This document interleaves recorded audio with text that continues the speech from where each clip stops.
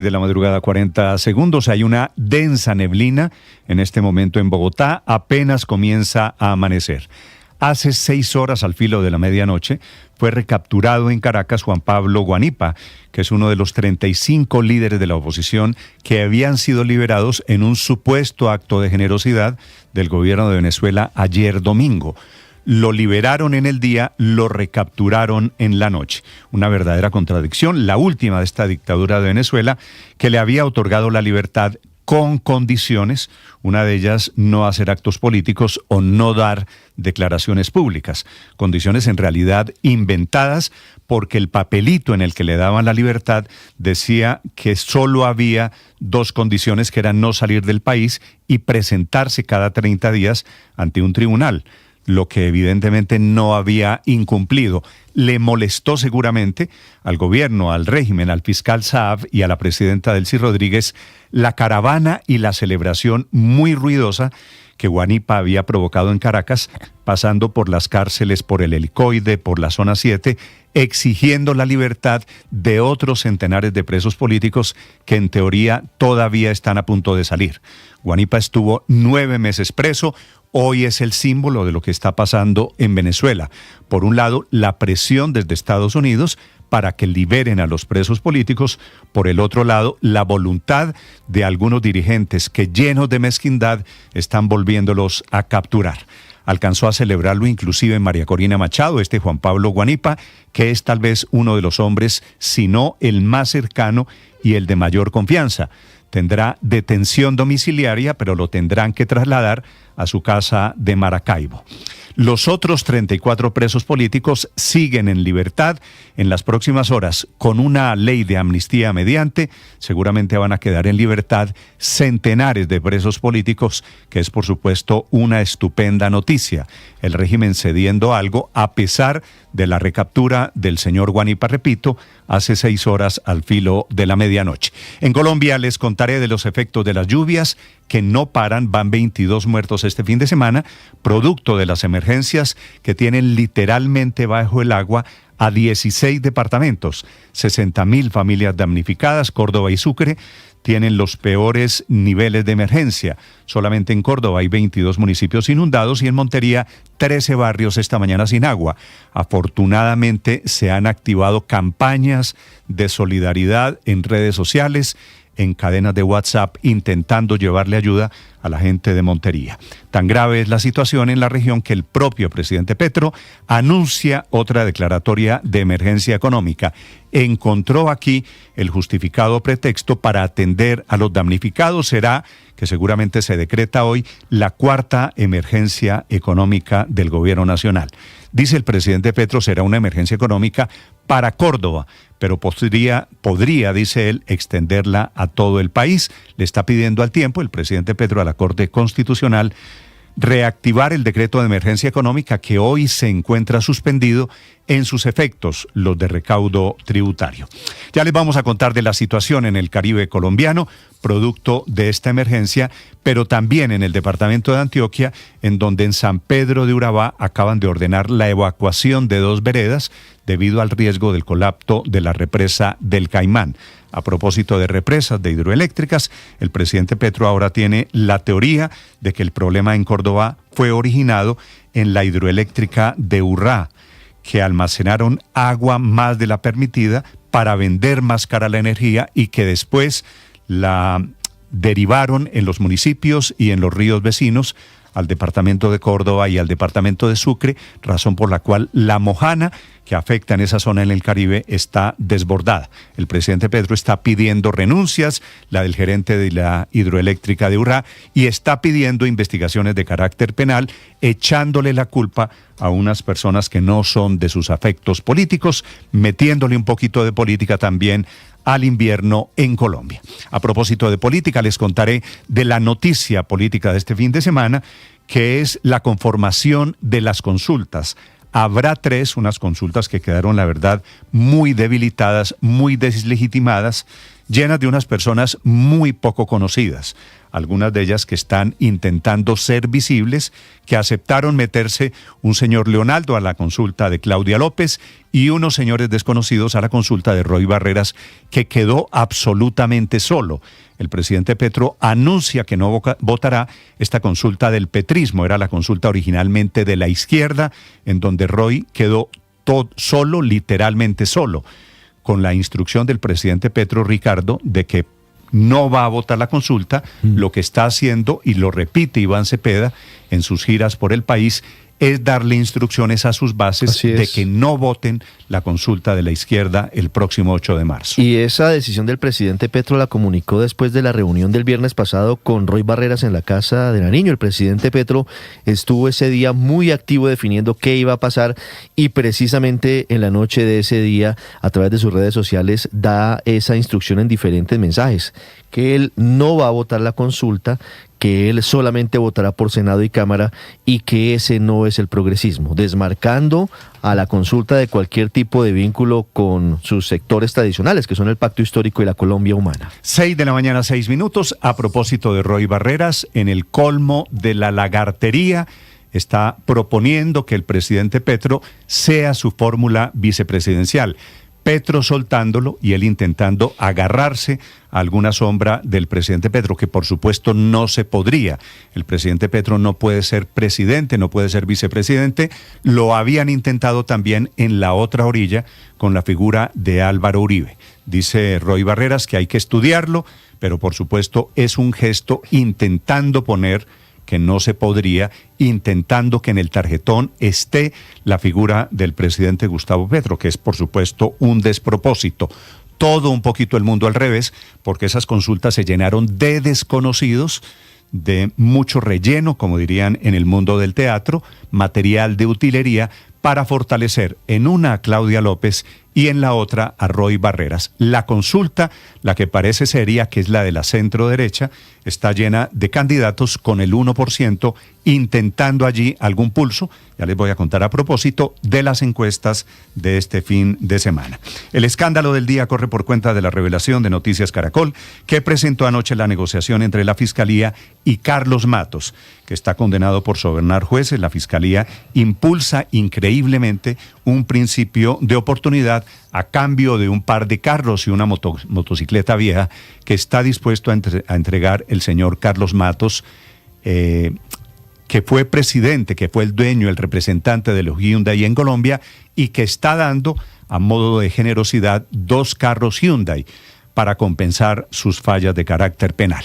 La controversia internacional, el gran espectáculo de Bad Bunny anoche, le puso a hablar a Estados Unidos del mundo latino, lo critica muy agriamente el presidente Donald Trump. Cantó en español, fue un homenaje no solo a su lengua, a su Puerto Rico, sino a la América, a la latinidad.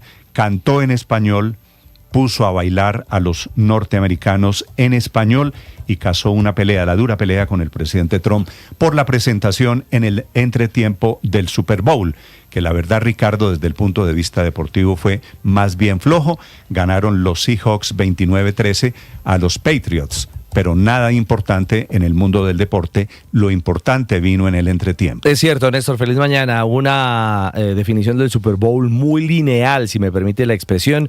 Eso sí, y simplemente para destacar las 2 intercepciones del colombiano Cristian González, que realmente cumplió.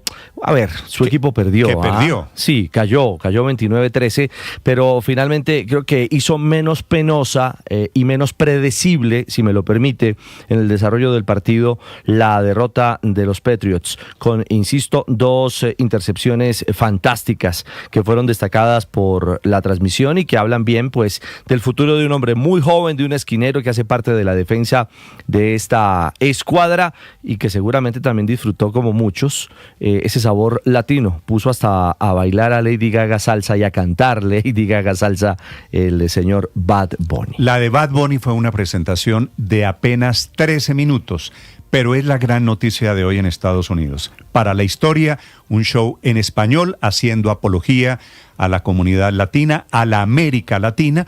Allá estuvo Karol G representando a Colombia. Fue un desfile de todos los países con todas las banderas, con un niño Bad Bunny haciendo alusiones muy políticas, muy culturales, que no le gustaron al presidente Trump, que después del Super Bowl pone un mensaje diciendo que nadie supo lo que cantó este señor, que fue el peor show de la historia.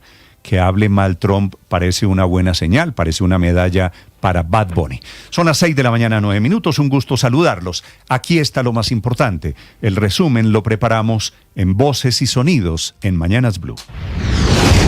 Quiero alertar al mundo entero que mi papá ha sido nuevamente secuestrado. Mi padre Juan Pablo Guanipa se encontraba en una actividad a las 11:45 de la noche cuando fue emboscado por aproximadamente 10 funcionarios que no tenían ningún tipo de identificación. Los apuntaron, estaban fuertemente armados y se llevaron a mi padre. Exijo fe de vida inmediatamente y responsabilizo al régimen de cualquier cosa que le pase a mi padre.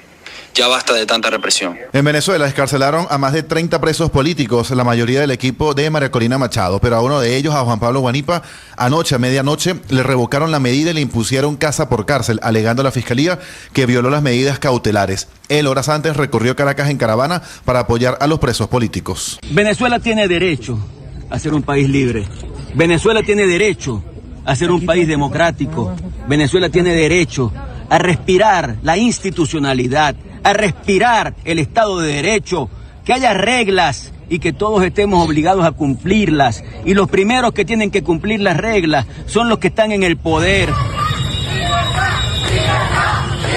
Al menos 35 presos políticos fueron excarcelados este fin de semana en Venezuela, de acuerdo con la ONG Foro Penal. Políticos de alto perfil de la oposición fueron liberados. También quedó libre Perkins Rocha, un asesor jurídico de la principal coalición opositora, la Plataforma Unitaria Democrática, y también quedó libre Jesús Armas, ex concejal que salió del helicoide después de más de un año detenido. Les decimos con dignidad que no nos quebraron, que no nos doblegamos, que no vamos a obedecer y que lo que viene de ahora en adelante es una lucha incansable hasta que logremos tener la libertad, hasta que María Corina Machado sea la presidenta de Venezuela. La ola invernal en el país deja un saldo de 22 personas fallecidas, además de 69.000 familias damnificadas en 104 municipios de 16 departamentos. La emergencia causada por un segundo frente frío y lluvias atípicas ha generado 131 eventos críticos, de acuerdo con la Unidad Nacional de Gestión del Riesgo. El IDAN advirtió que los primeros 6 días de febrero llovió lo que normalmente llueve en todo un mes. Escuchamos a Gisliane Echeverry, directora del IDAN. Entonces eso es bastante inusual, bastante complejo. Además, se rompieron varios récords de precipitación en diferentes municipios de la región Caribe y bueno, tenemos las consecuencias. Las alertas siguen encendidas en el Caribe debido a las inundaciones por fuertes lluvias. En Córdoba, 24 de 30 municipios ya están bajo agua, mientras que las autoridades hablan de más de 40.000 damnificados. Familias se niegan a salir de sus hogares.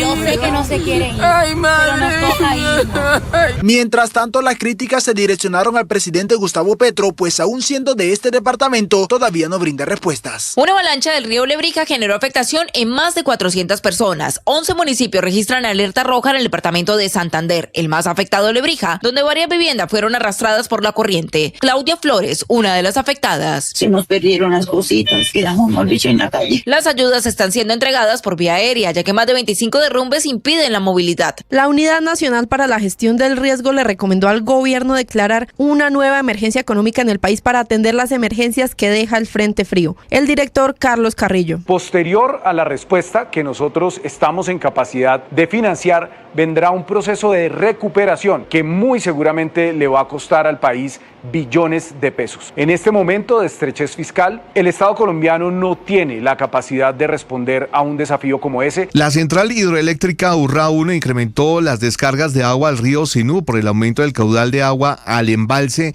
informó la empresa Urrá S.A. La medida obliga a las comunidades que habitan río abajo en el departamento de Córdoba a mantenerse atentas y a seguir las recomendaciones de los organismos de gestión de riesgo. Las inundaciones que azotan ese departamento dejan más de 120.000 personas damnificadas en 24 municipios. El presidente Gustavo Petro pidió la renuncia del gerente de la hidroeléctrica Urrá y responsabilizó al sector energético de haber agravado las inundaciones que hoy afectan a Córdoba, Sucre, Bolívar y Chocó. El superintendente Felipe Durán. Esta misma actividad la venimos realizando en diferentes empresas generadoras de energía, con el ánimo de revisar si se está realizando una gestión eficiente de los embalses, con el ánimo también de garantizar precios eficientes a los usuarios finales de los servicios públicos de energía. Mi nombre es Carlos José Matos Barrero. El próximo martes, un juez de Bogotá decidirá si acepta o no un controversial principio de oportunidad que la Fiscalía pidió en favor del empresario Carlos Matos. La Fiscalía estaría dispuesta a aceptar de Carlos Matos 2 camionetas y una moto como compensación para obtener su libertad. La fiscal del caso, Aida Esperanza Moreno. Corresponde a un Hyundai Staria Pasajeros equipado con un motor R 2.2 CRDI turbo diésel, entrega de una moto de referencia 250 Adventure naranja blanco 2025. Ofrece un gran recorrido de suspensión ideal para superficies irregulares. El valor de la camioneta que se da como donación a la Fiscalía tiene un valor de 182.485.127 pesos. A este valor sumó otros 182 millones por otra camioneta y 25 millones más por una moto que irían para el IMPEC. Quedó definido el tablero de las consultas interpartidistas que se llevarán a cabo el próximo domingo 8 de marzo, el mismo día de las elecciones legislativas. Es precisamente en la izquierda en donde se dio la mayor fragmentación por cuenta de la decisión del Consejo Nacional Electoral de excluir al senador Iván Cepeda, candidato del Pacto Histórico, de la contienda de marzo. El exgobernador de Nariño, Camilo Romero, anunció desde una tarima en Santa Marta su adhesión al candidato del Pacto. No cuentan con Camilo Romero para dividir el progresismo.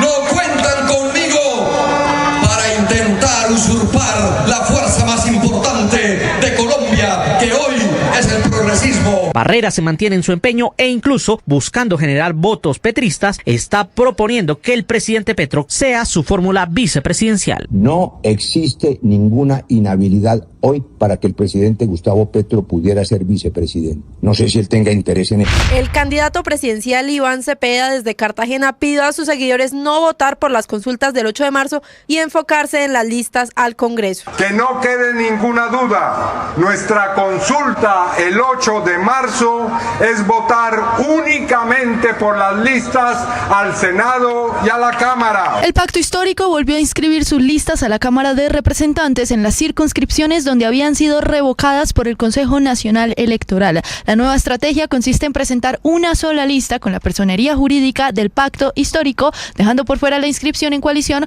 con Colombia Humana. God bless America. El show de Bad Bunny anoche en el medio tiempo del Super Bowl 60 dejó a millones de personas en el mundo cantando en español.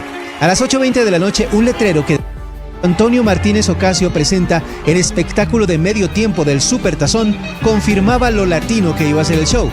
Maldito sea, otro poco. El show dejó felices a millones de latinos, pero para el presidente de Estados Unidos, Donald Trump, fue en sus palabras absolutamente terrible. En una publicación en su red social Truth, dijo uno de los peores shows.